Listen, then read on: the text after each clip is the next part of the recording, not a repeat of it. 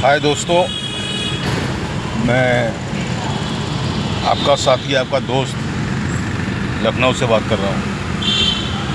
और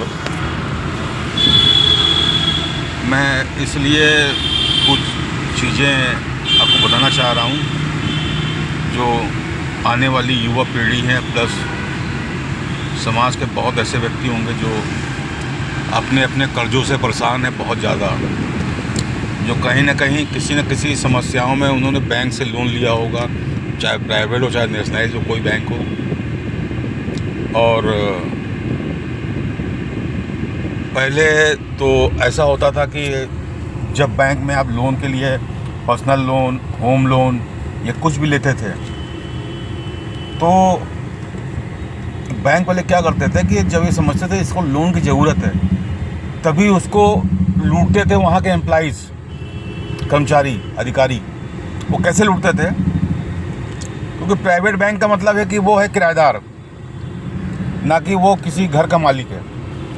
वो आज यहाँ लूटेगा, कल को यहाँ लूट के नौकरी छोड़ के दूसरी जगह पकड़ लेगा। होता कुछ नहीं है इन लोगों के ऊपर। तो पहले के बैंकों में होता था कि जैसे आप 5 लाख रुपए लोन ले रहे हैं तो वो 5 लाख का जो है आपको मिलता था 4.25 साढ़े 4 मिलता था, 50,000 कमीशन मांग लेते थे लोन पास कराने के एवज में। जानते थे कि ये जाएगा कहाँ, देगा। तो ऐसे बहुत लोग होंगे जो भुगत रहे होंगे और किसी कारणवश बेचारा वो लोन नहीं दे पाता तो उसके घर संपत्ति या बहुत कुछ नीलाम हो जाता है, बैंक वाले कर देते हैं। लेकिन अपने आप को कहीं ना कहीं इस देश में वो ठगा महसूस कर रहा है बैंक वालों के द्वारा। और आरबीआई के जो रूल्स हैं, रिजर्व बैंक ऑफ इंडिया के जो रूल्स हैं, वो कोई प्राइवेट बैंक नहीं मानता। वो कहता है हमारे ठेंगे से। आरबीआई के जो नियम कानून है वो प्राइवेट बैंक जितने भी हैं वो कहते हैं हमारे ठेंगे से गए आरबीआई बैंक। ये डंके के छोड़े बोल रहा हूँ मैं। और ग्राहक जागो जागो ग्राहक, अभी नहीं तो कभी नहीं। सोते रहेंगे तो समझ लीजिए जगने का सपना छोड़ दीजिए, फिर हमेशा के लिए सोना पड़ेगा।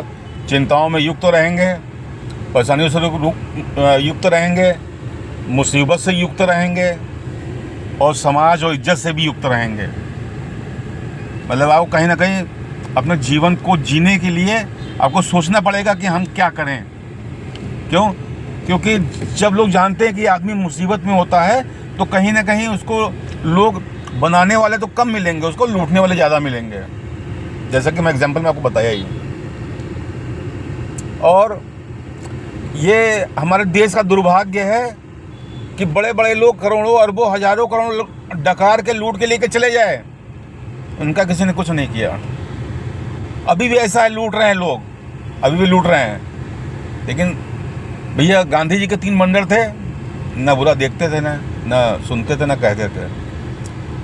बस आंखों से दुनिया, जो परेशान लोग हैं वो आंखों से देख रहे हैं। बस करें क्या? वो कहीं ना कहीं मजबूर है, अपनी आर्थिक हालात से, संघर्ष से, कानून के आगे मजबूर हैं। तो ऐसे लोगों का मुकाबला कैसे करेंगे आप?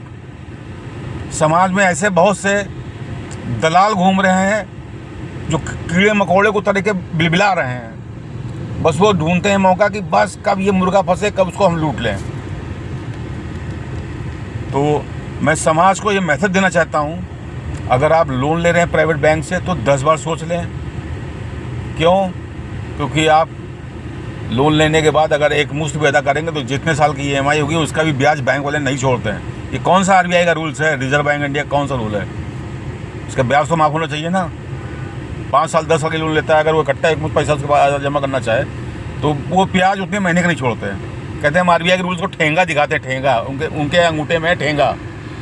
तो आरबीआई के नियम कानून के तहत मैं चाहता हूँ ऐसे बैंकों पर त्वरित कार्रवाई हो, ऐसे बैंकों को तुरंत देश से निकाला किया जाए, तुरंत देश से निकाल कर बाहर का रास्ता दिखाया जाए।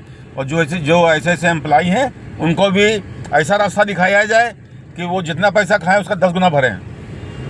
थैंक यू दोस्तों, लखनऊ से मैं आपका प्रिय साथी। Thank you.